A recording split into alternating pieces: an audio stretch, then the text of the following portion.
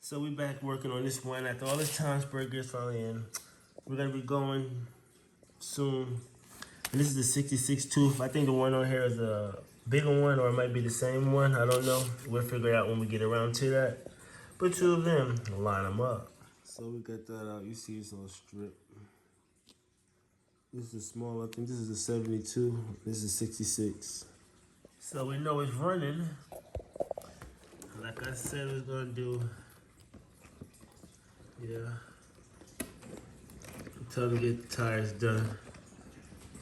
I put on a new set. Ooh, I got an idea. What if I put some foams on it?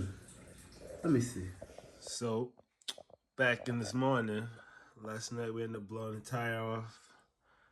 I got a set of foams. I think they're just a set of wheels I like.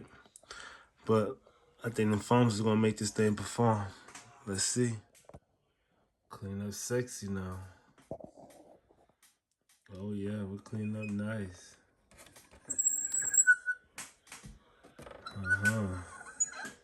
At least that's how you perform today.